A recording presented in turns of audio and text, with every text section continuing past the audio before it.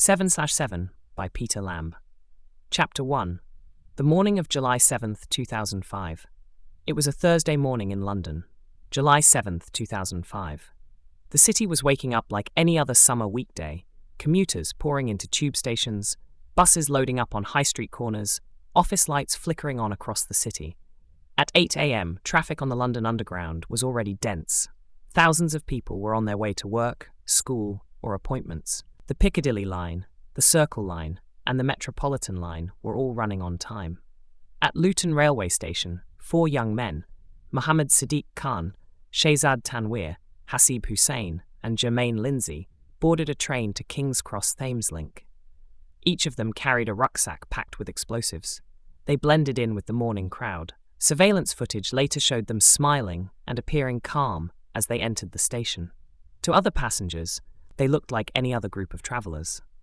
By 8:23 a.m, they had arrived at King's Cross. Here, they split up, each heading toward a different underground line. Across the city, Londoners were immersed in their daily routines. Mobile phones buzzed with text messages, newspapers were folded under arms, some were listening to music on early-generation iPods. There was no warning, no hint of what was about to unfold. At 8:50 a.m, 3 explosions ripped through the underground network within 50 seconds of each other. The first occurred near Aldgate Station on a Circle Line train. The second detonated on a train between Edgware Road and Paddington. The third went off between King's Cross and Russell Square. The blasts caused instant chaos. Lights flickered and failed. Passengers were thrown from their seats. Smoke filled the tunnels. Screams echoed in the dark. Trains stopped. Emergency brakes were pulled. Underground staff scrambled to understand what was happening. Within minutes, news began to trickle out. At first, it was thought to be a power surge. Announcements on trains and platforms repeated the same line, a power fault on the system. But the scale of disruption didn't match the explanation. At 9:17 a.m, the London Underground was shut down completely. Then, at 9:47 a.m, a 4th explosion hit. This time it was not underground, but on the upper deck of a number 30 bus in Tavistock Square. The bus had been diverted due to tube disruptions. The blast tore the vehicle apart. Eyewitnesses described seeing bodies in the street. Glass rained down from surrounding buildings. Sirens began to fill the air. People ran, stumbled, shouted into phones, or stood frozen in shock. By 10 a.m, London was in a state of emergency.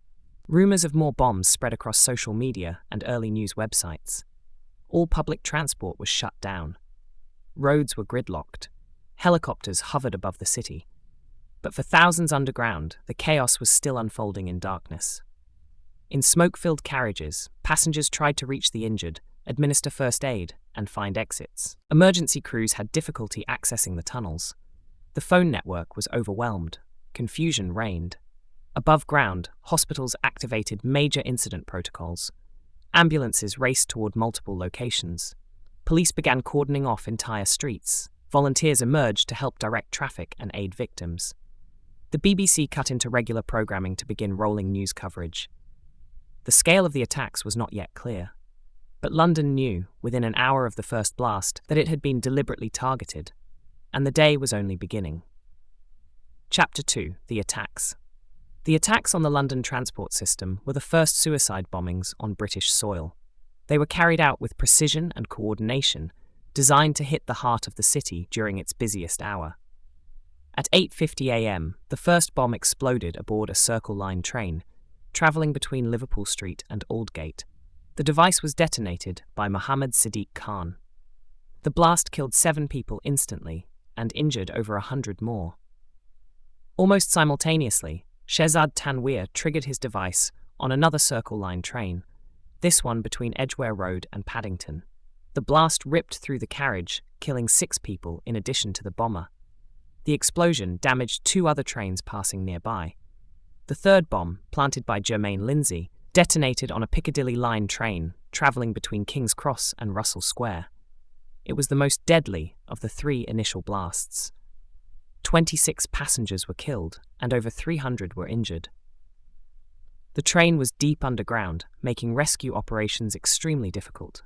In the chaos and confusion that followed, The emergency services struggled to understand the scale and cause of the incidents. Communications between control rooms were patchy. Initial reports speculated a power surge or a signal failure. Then, at 9:47 a.m., a fourth explosion occurred, this time on a double-decker bus at Tavistock Square. Hasib Hussain, the youngest of the four bombers, had missed the underground explosions. He boarded the number 30 bus, and 20 minutes later, detonated his bomb. 13 people were killed. The Tavistock Square attack destroyed the entire upper deck of the bus. The explosion hurled metal and glass into the street. Passers-by described a thunderous noise, followed by silence, then screams. Photos taken by bystanders began circulating within minutes. They showed the roofless bus, smoke rising in the background, and injured people lying on the pavement. These images would become iconic representations of the day. At first, authorities were uncertain if the attacks were linked. As evidence mounted, similar devices, coordinated timing, a shared origin at King's Cross, it became clear. This was a planned and synchronized act of terror. London had experienced terrorism before, the IRA bombings in the 1990s, but nothing on this scale, with this method. Suicide bombers targeting civilians during rush hour marked a chilling shift. The death toll would eventually rise to 52, with over 700 injured. Many of the wounded suffered life-changing injuries. Others carried psychological trauma for years. As the dust settled, questions emerged. Who were the attackers? How had they evaded detection? And was this just the beginning? Chapter 3: The Victims. In the aftermath of the bombings, the full human toll became clear. 52 people lost their lives in the four coordinated attacks. They were from diverse backgrounds, different parts of the UK and the world, each with their own story, their own future. Among the victims were students, teachers, civil servants, artists, cleaners, and bankers. They ranged in age from teenagers to people in their 60s. Some were regular commuters, others were simply in the wrong place at the wrong time. Carrie Taylor, 24, was a museum curator from Billericay. She had been on her way to work when she was killed in the Aldgate blast. Her family later described her as bright, kind, and full of promise. Miriam Hyman, 32, died in the Tavistock Square explosion. She had called her father minutes earlier to say she was okay after the tube disruptions. Her name is now etched into the memorial at Hyde Park. David Folks, 22, a newspaper intern from Oldham, was also killed on the Edgware Road train. He had just moved to London to start his career. Survivors of the attacks carried scars, some visible, others hidden. Many suffered burns, hearing loss, and mobility issues. Others experienced PTSD, anxiety, and grief that would last for years. Emergency service workers and bystanders who rushed to help also spoke of the emotional weight they carried. Train drivers, medics, police officers, and volunteers acted with courage under horrific conditions. For some, the trauma lingered long after the sirens faded. Families and friends of the victims faced unimaginable loss. Funerals were held across the country. Memorials sprang up at blast sites, flowers, photos, candles, and handwritten notes from strangers. The country grieved together. A national memorial service was held in St. Paul's Cathedral. The Queen, political leaders, and representatives of all faiths gathered to honor the dead. The mood was solemn, the message clear: these lives mattered. Over time, permanent memorials were created. The most well-known stands in Hyde Park, a circle of 52 stainless steel pillars, each representing a life lost. The memorial is stark, silent, and unflinching. It is a place of reflection, a reminder of ordinary lives cut short by extraordinary violence, and a symbol of the quiet strength of those left behind. Chapter 4: The Bombers. The men who carried out the 7/7 bombings were all British citizens.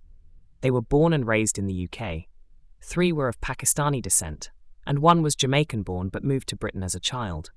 Their actions shocked the nation, not just because of the violence, but because it came from within.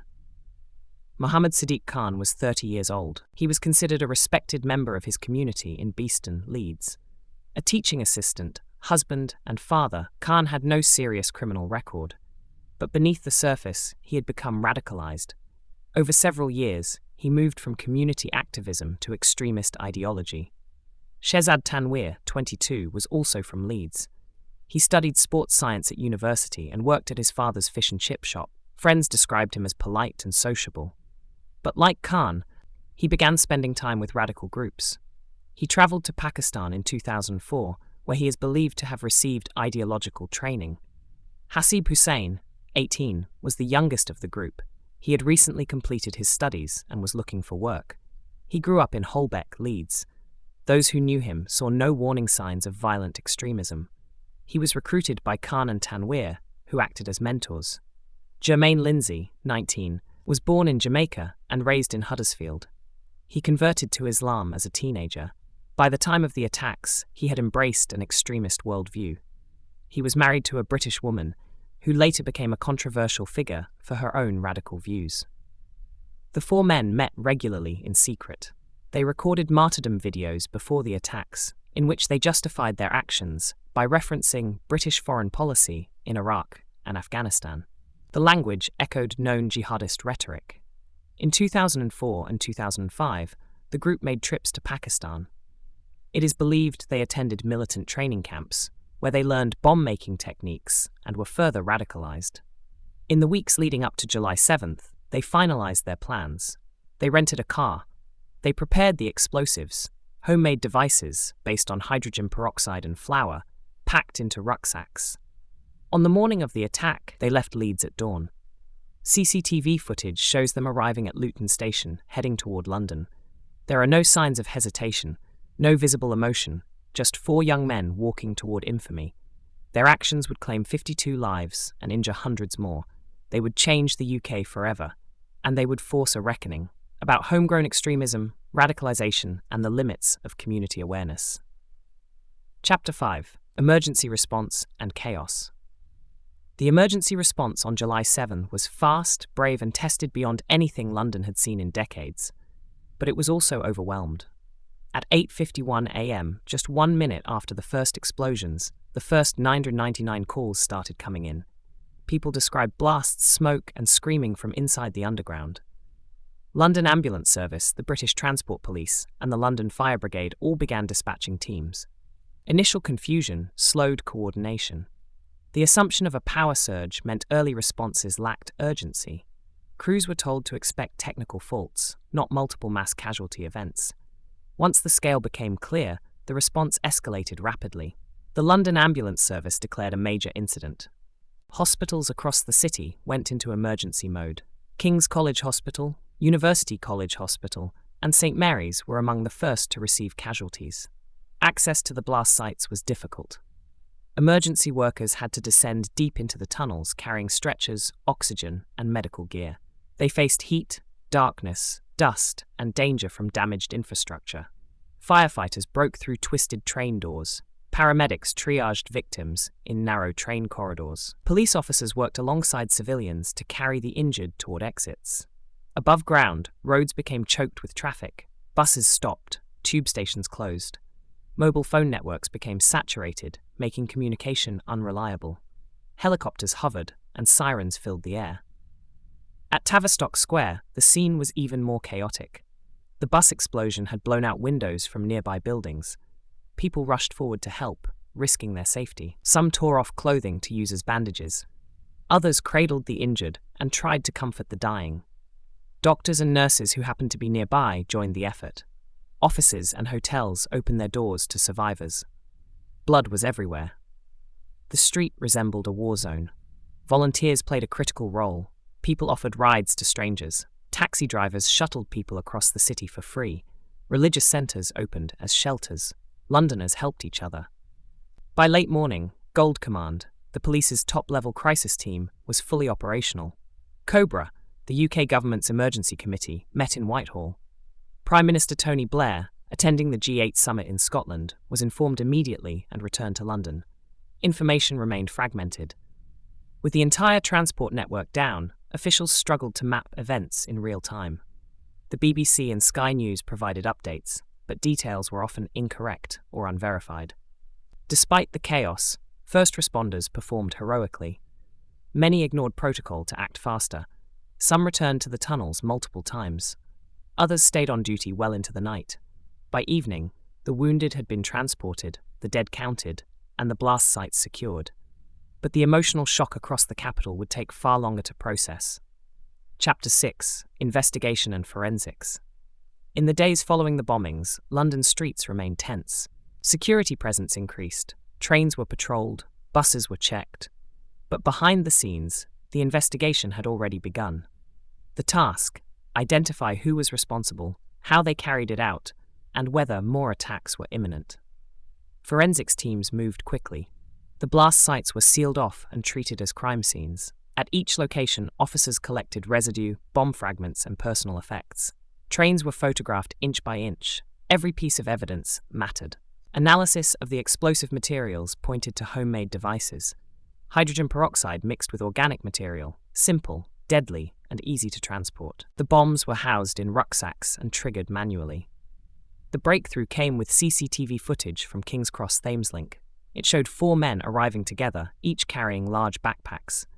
Investigators quickly matched their appearances with identities using surveillance from Luton Station and other transit hubs. By July 12th, police named the suspects: Mohammed Sadiq Khan, Shehzad Tanweer, Hasib Hussain, and Jermaine Lindsay. Raids began in West Yorkshire, Leeds, Dewsbury, and Aylesbury. Police found bomb-making equipment, personal items, and the fingerprints of the attackers. The discovery of martyrdom videos reinforced what many feared. These were suicide bombings. There was no getaway plan, no escape route. The bombers had intended to die. Jermaine Lindsay was identified through DNA. His body was the most severely disfigured. Hasib Hussein's identity was confirmed through ID documents and CCTV footage on the number 30 bus. The forensic evidence was clear and grim. The investigation also involved tracking the bombers' last movements. Mobile phone data, financial records, and witness interviews all built a timeline. They had left Leeds early in the morning, parked a Nissan Micra at Luton, and taken the train to London. It was simple, clean, unobtrusive. Investigators also recovered a second vehicle in Luton, a red Fiat left in a car park. Inside were more traces of explosives. It raised immediate concerns. Were more attacks planned? Police followed leads across the country. Dozens of people were arrested, questioned, and released. None were charged in direct connection with the bombings. But a web of radical associations was uncovered. Meanwhile, victims' families demanded answers. How did these men go unnoticed? Were there warnings? Could this have been prevented? The Intelligence and Security Committee, ISC, would later conclude that MI5 had come across Khan and Tanweer during prior investigations, but had not identified them as significant threats. The full implications of that failure would echo for years. The forensics operation was one of the largest ever undertaken in the UK. Hundreds of officers worked around the clock. Thousands of items were catalogued. Each clue mattered, not just for justice, but for prevention. By August, the crime scenes had been cleared, trains were repaired, Tavistock Square was cleaned and reopened, but the investigation continued, and beneath the city's surface, anxiety remained. Chapter 7: Intelligence and Security Failures. In the wake of the 7/7 attacks, the British intelligence community faced intense scrutiny. How had 4 young men, all raised in the UK, managed to plan and execute the deadliest terrorist attack on British soil without detection? The Intelligence and Security Committee, ISC, launched an inquiry. Its initial findings revealed uncomfortable truths. Mohammed Sadiq Khan and Shehzad Tanweer had appeared in the periphery of earlier investigations into extremist networks. But at the time, MI5 had not assessed them as immediate threats. In 2004, Khan had been overheard speaking with a known terror suspect during surveillance operations. His name appeared in MI5 files, but due to limited resources, the lead was not pursued. Other targets were considered higher priority. This decision would become one of the most criticized elements of the intelligence response. It wasn't that the bombers were unknown, it was that the system failed to connect the dots. The ISC report acknowledged that the attacks might have been preventable had Khan and Tanweer been investigated further, but it also emphasized the strain on intelligence services in the post-9/11 world, where threats were global and multiplying. The report also addressed gaps in communication between MI5 and the police. Information sharing protocols were inconsistent. Key intelligence often stayed within silos, hindering broader threat assessments. The Home Office admitted that counterterrorism strategies were still evolving. At the time, domestic radicalization was not fully understood. The idea that British-born citizens could plan suicide attacks in their own country had seemed unlikely. In response, sweeping changes were introduced. MI5 increased its staff and surveillance capacity. The contest strategy, which focused on prevent, pursue, protect, and prepare, was expanded. A new emphasis was placed on community intelligence and early intervention. Critics argued these reforms came too late. Families of victims, members of parliament, and media commentators demanded greater accountability. Public trust in intelligence agencies took a hit. Still, the failures of 7/7 became a turning point. Lessons were learned, systems restructured, and the concept of homegrown extremism was prioritized in national security planning. Intelligence work would never be the same. Neither would Britain's relationship with its own vulnerabilities. Chapter 8: Political and Public Reactions. In the hours after the bombings, London was a city in shock, but not silent. Leaders, faith groups, and citizens spoke out. The political response was swift and deliberate, aiming to steady the nation and show unity. At 12 p.m. on July 7th, Prime Minister Tony Blair, then attending the G8 summit in Gleneagles, delivered a solemn televised address. Flanked by fellow world leaders, he condemned the attacks and promised a relentless pursuit of those responsible. His message was clear: Britain would not be cowed by terror. Blair returned to London that evening. The following day, he addressed Parliament. He described the attacks as barbaric and called for resilience, cautioning against turning against the Muslim community. Across the political spectrum, there was unity. Opposition leaders echoed the government's condemnation and praised the emergency services. The tone was serious, respectful, and unifying. In London, Mayor Ken Livingstone gave one of the most memorable speeches of the day. Visibly emotional, he said, "This was not a terrorist attack against the mighty and the powerful. It is an indiscriminate attempt at mass murder. They seek to divide Londoners. They will not succeed." The Queen issued a statement expressing sympathy for victims and admiration for the city's resilience. She visited survivors in hospital in the following days. Her presence was a quiet but powerful gesture. The public reaction was immediate and overwhelming. Spontaneous memorials appeared at the blast sites. People left flowers, cards, and candles. In central London, a 1-minute silence was held. The city stood still. For many, the tragedy provoked grief, fear, and confusion. But it also ignited a sense of solidarity. "We are not afraid" became a viral message online. Londoners resumed their commutes within days. The trains and buses were full again. Religious and community leaders gathered to call for peace. Muslim organizations condemned the attacks. Imams preached unity and denounced violence. Interfaith services were held across the UK. At the same time, tensions rose. Some Muslims reported a rise in Islamophobic abuse. Community cohesion was tested. Police increased their presence around mosques and cultural centres. The government launched a national campaign to engage with Muslim communities. Forums were held. Grants were issued for counter-extremism initiatives. The Prevent programme, part of the contest strategy, was re-emphasised. Media coverage played a central role in shaping public understanding. The BBC and other outlets ran near-constant updates. Survivor stories, interviews with first responders, and footage from the scenes created a national portrait of loss and strength. In the weeks that followed, Parliament passed new anti-terror legislation. Critics warned of civil liberty risks, but most measures passed with broad support. The public wanted reassurance. The political and public response to 7/7 was a defining moment. It tested the nation's values and cohesion, and it demonstrated that, even in the face of unimaginable violence, Britain would stand together. Chapter 9: The Legacy of 7/7. In the years following the 7/7 bombings, the impact continued to reverberate through every layer of British society. The attacks weren't just a moment, they were a pivot, a line in the sand. What came after was shaped by what happened that morning. Security across the UK underwent a lasting transformation. Counter-terrorism budgets increased, intelligence agencies expanded, police received new powers to detain suspects and monitor communications. New units were created to focus on radicalisation within the UK. Airports, stations, and public events adopted stricter protocols. Surveillance cameras multiplied. The phrase "security alert" became embedded in public consciousness. Risk assessments became routine. The prevent strategy gained momentum. Schools, universities, and local councils were drawn into the effort to identify individuals at risk of radicalization. Community engagement was encouraged but also criticized. Some feared it created suspicion and alienation. At the cultural level, 7/7 entered the national psyche. Films, books, documentaries, and plays explored the tragedy from every angle: victims, survivors, responders, families, even the bombers.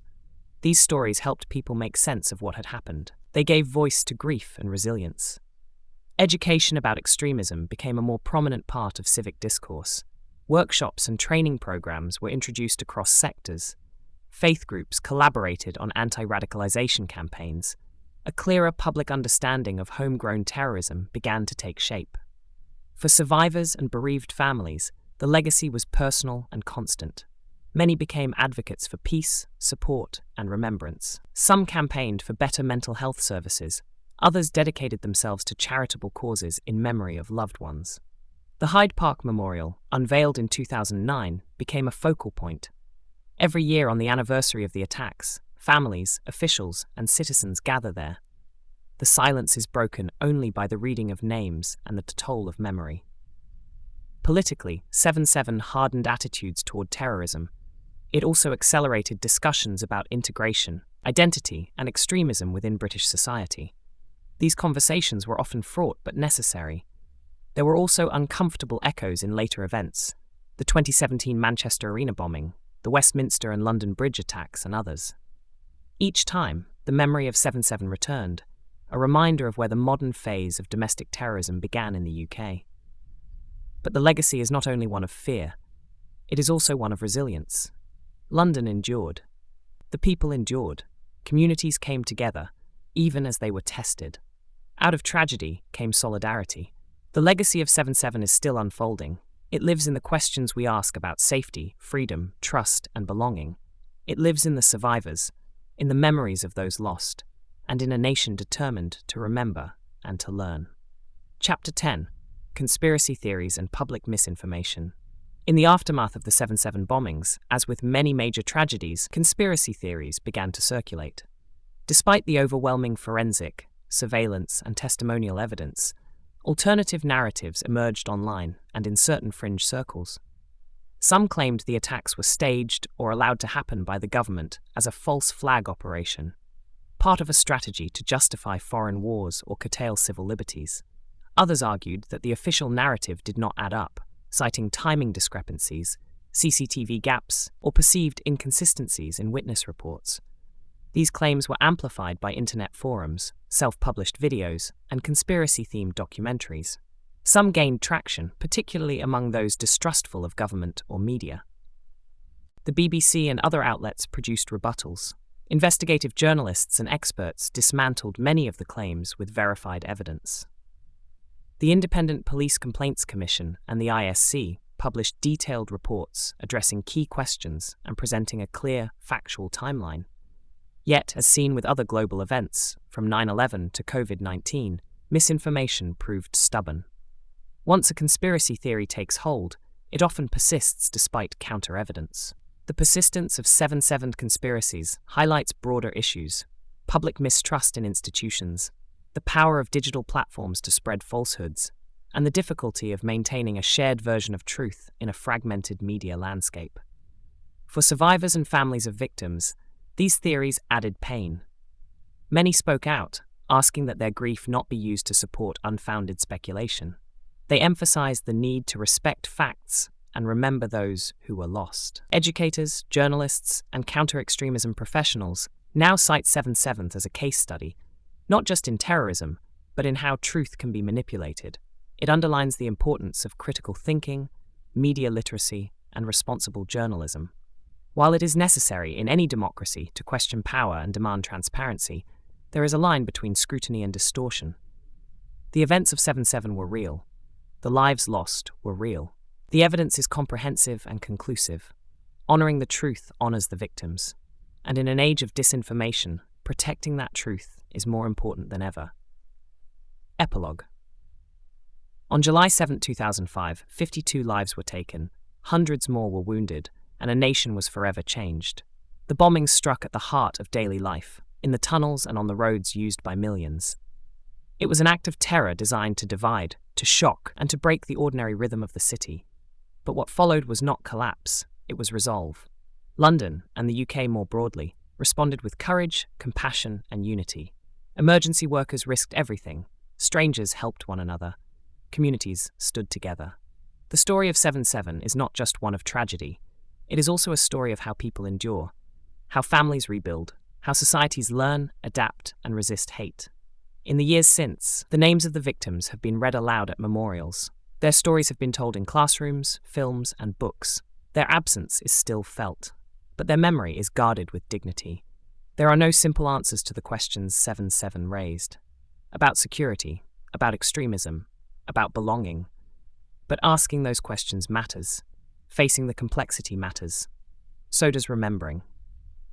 Because history is not just a record of what happened. It's a commitment to honor the past, to understand the present, and to shape a future where such violence finds no refuge. This account has aimed to hold to the facts, to resist simplification, and to stand by the people whose lives were changed forever. Their stories deserve to be heard with clarity, respect, and truth. The end. Thank you for listening. Please subscribe, ring the bell, and tell your friends about my listening library.